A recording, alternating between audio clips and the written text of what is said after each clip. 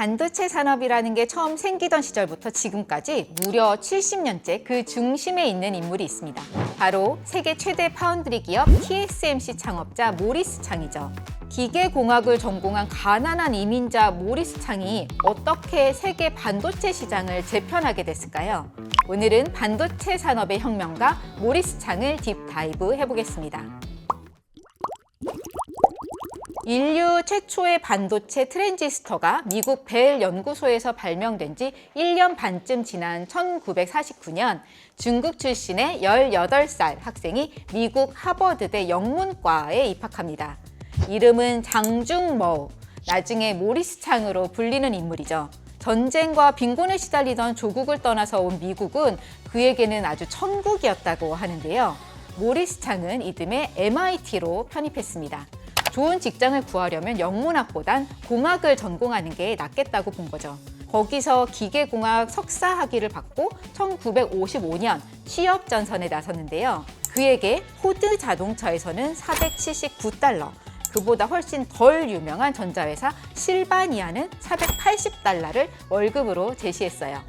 모리스 창은 이때 호기롭게 포드 채용 담당자한테 전화를 했죠. 월급을 $480로 맞춰주면 가겠다고요? 그런데 단박에 거절당했습니다. 그래서 그는 실바니아에 입사해서 반도체 산업을 만나게 됩니다. 운명처럼 말이죠. 그는 기계공학 전공이잖아요. 반도체라는 게 있다라는 얘기만 들어봤거든요. 그런데 이걸 독학한다는 게 너무 어렵잖아요. 마침 모리스 창은 공장 선임 엔지니어가 매일 호텔바에서 술을 마시는 알코올 중독자라는 걸 알게 됐어요. 그래서 공부하다 모르는 게 있을 때마다 바로바로 찾아가서 선임 엔지니어에게 질문을 합니다. 술을 한 잔 사주면서 말이죠. 열정이 참 대단하죠. 그렇게 반도체 전문 지식을 쌓았고 3년 뒤엔 그보다 더 큰 반도체 기업 텍사스 인스트루먼트 TI로 이직합니다. 당시 TI는 IBM에서 주문한 트랜지스터 생산 라인 때문에 엄청 골치가 아팠어요. 수율, 그러니까 정상 제품의 비율이 거의 제로였거든요. 그러니까 죄다 불량품만 생산하고 있었던 거죠. 이 말도 안 되는 생산 라인을 모리스 창이 맡게 됐는데요. 놀랍게도 석 달 뒤에 수율이 30%로 뛰어올랐습니다. 모리스 창이 이 장치의 온도, 압력을 미세하게 조절하면서 레시피를 계속 바꾸면서 시도한 결과였죠. 이 제품이 TI에 대박을 안겨줬고 이제 회사 사장까지 모리스 창을 알 정도가 됐어요.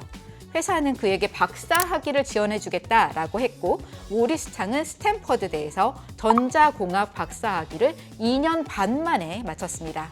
이후 그는 다시 TI로 돌아왔고 1967년 직접회로 총괄 임원이 됐어요. 이 시절의 모리스 창이 반도체 산업에 획기적인 변화를 가져온 게 있는데요. 반도체 가격 책정 방식을 완전히 바꿨습니다.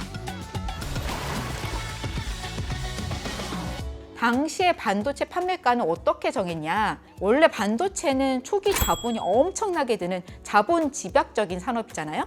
그래서 제조사들은 가급적 비싸게 값을 매겨서 그 비용을 최대한 빨리 회수하려고만 했어요. 그런데 생산 라인에서 경험이 많은 모리스 창은 그게 틀렸다고 봤죠. 왜냐하면 새로 만든 생산 라인은 처음엔 아주 수율이 형편없거든요. 이 수율이라는 걸 끌어올리려면 무조건 많이 계속 생산을 해보면서 훈련을 쌓아가야 돼요. 그런데 값이 비싸면 어떻게 되나요? 그러니까 아무도 사려고 하지 않을 테니까 생산량이 늘지가 않고 그럼 수율도 높일 수가 없죠. 그래서 모리스 창은 새로운 학습 곡선 가격 책정 모델이란 걸 만듭니다. 칩 가격을 초기 비용이나 시장 가격보다도 훨씬 낮게 책정을 해서 생산 라인을 최대로 가동하게 만드는 그런 전략이죠. 그러면 초기 수익성은 희생을 해야 하지만 수율 끌어올리는 시간을 대폭 단축할 수 있죠. 이걸 두고 업계에서는 이런 바보 같은 짓을 왜 해? 라고 손가락질을 했는데 TI가 이 가격 전략 덕분에 시장 점유율을 빠르게 높이면서 세계 최대 집적회로 기업으로 성장합니다. 이 가격 책정 모델이 반도체 업계 전체의 표준이 됐죠. 승승장구하던 모리스 창은 나 언젠가 TI CEO가 될 거야 라고 믿었어요. 그리고 회사는 1978년 그에게 아주 중요한 업무를 맡겼어요. 소비자 제품을 총괄하는 부사장이 된 건데요. 그동안 반도체만 만들고 팔아본 모리스 창이 전자손목시계도 잘 팔 수 있었을까요? 전혀 아니었죠. TI 전자손목시계는 더 값싸고 편리한 일본 제품에 밀려났고요. 결국 1981년에 생산을 접었습니다. 이 사업 실패로 모리스 창은 품질 및 인력 효율성 책임자라는 직책으로 사실상 강등됐죠. 모리스 창은 여기서는 CEO도 될 수 없겠고 흥미로운 일도 더 이상 할 수 없겠다라고 좌절했죠. 고민 끝에 1983년 25년 동안 다닌 TI를 떠납니다. 유력한 차기 CEO 후보였던 모리스 창이 그렇게 밀려난 건 아마 아시아인에 대한 일종의 차별이었을 거란 그런 해석도 있어요.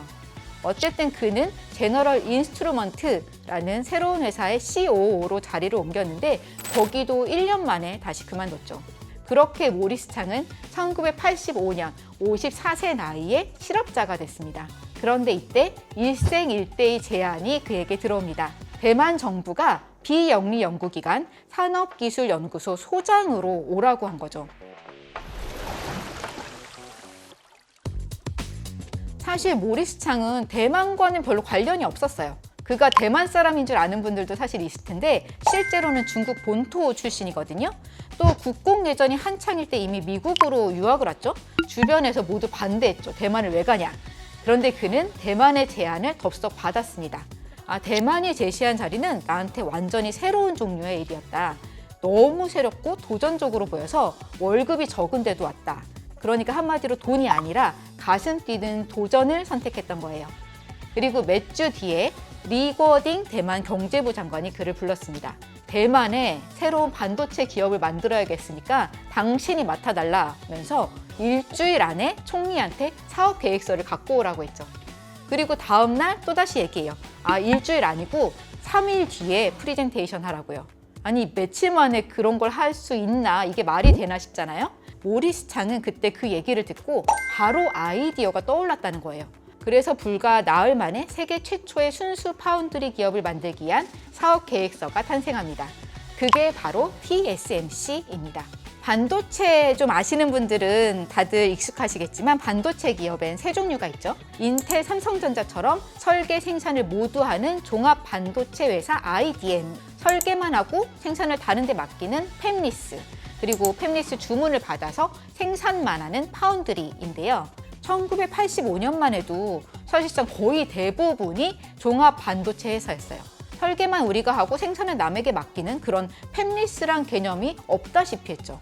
그런데 모리스 창은 순수 파운드리, 그러니까 고객사 주문을 받아서 자기네는 칩을 생산하기만 하는 그런 사업을 하겠다고 합니다. 아니 주문을 넣어줄 고객사가 지금 어디에도 없는데 말이죠. 그는 왜 이렇게 무모한 도전을 했을까요? 그의 통찰력은 두 가지였어요. 첫 번째, 대만이 지금 잘할 만한 게 제조뿐이라는 거죠. 그는 대만의 강점과 약점을 냉정하게 따져봤는데 대만은 연구개발, 반도체 설계, 영업, 마케팅, 지식재산권 이런 능력이 다 꽝이었죠. 그럼 뭘 잘할 수 있을까? 어쩌면 제조에는 강점이 있을지도 모르겠다. 그럼 그 강점엔 파운드리가 딱이다 라고 본 거죠. 또 두 번째는 새로운 시장이 열릴 가능성을 미리 포착했어요. 그가 미국에서 근무할 때 회사를 나가서 창업하고 싶어하는 반도체 설계 엔지니어들이 정말 많았다는 거죠. 그런데 그들이 회사를 떠나지 못하더라. 자금이 너무 부족한 거예요. 종합 반도체 회사를 만들려면 막 수억 달러씩 들더라는 거예요. 그럼 만약 제조를 어딘가가 대신 해준다면 어떨까를 생각한 거죠. 지금은 별로 없지만 자기 회사를 차리려고 나오는 엔지니어들이 더 많아질 거다라고 생각한 거예요. 그래서 그 프레젠테이션을 받은 대만 정부가 오케이, 세계 최초 파운드리 기업을 대만에 세우자라고 결정합니다. 그렇게 1987년 여름에 TSMC가 설립됐고 모리스 창이 회장으로 취임했죠. 그럼 모리스 창이 당시에 얼마의 지분을 받았을까요? 제로였어요. 나중에 모리스 창은 자기 돈으로 TSMC 지분 0.5%를 사들였고요. 그 가치가 현재 50억 달러로 불어났습니다. 모리스 창의 성견지명은 정확히 들어맞았습니다. 순수 파운드리 등장은 반도체 산업의 혁명을 가져왔죠. 이제 전 세계에 팹리스 기업이 수천 개에 달합니다. 엔비디아, 퀄컴, 브로드컴 같은 세계적인 팹리스 기업 모두가 초기부터 TSMC와 손잡고 컸죠. 젠슨항 엔비디아 CEO는 TSMC 없이는 엔비디아는 불가능했다라고 여러 차례 얘기했을 정도죠. 이제 TSMC는 시가총액이 1조 달러에 달하는 어마어마한 기업이 됐어요. 글로벌 파운드리 시장의 62%를 차지하면서 독주 체제를 구축하고 있죠. 대만 경제를 떠받치는 기둥이기도 합니다. 보통 모리스 창을 두고 그래서 조국을 위해서 헌신한 반도체 영웅 이런 식으로들 많이 표현하는데요. 정작 그는 작년에 뉴욕타임스 인터뷰에서 자기는 미국인이다 라고 정체성을 강조했죠. 제가 모리스 창 과거 인터뷰들을 살펴보면서 느낀 건 이 사람을 불타오르게 만든 건 미국 대기업 TI에서 아시아인이어서 유리천장에 부딪혀서 CEO로 올라가지 못했던 그 좌절이구나 라는 거예요. 애국심 같은 게 아니라 자존심이 이 사람의 진짜 원동력이 아니었을까 싶습니다. 여러분 생각은 어떠신가요? 댓글로 의견 남겨주세요. 오늘 영상 재미있게 보셨다면 구독, 좋아요 부탁드립니다. 지금까지 딥다이브 한애란이었습니다.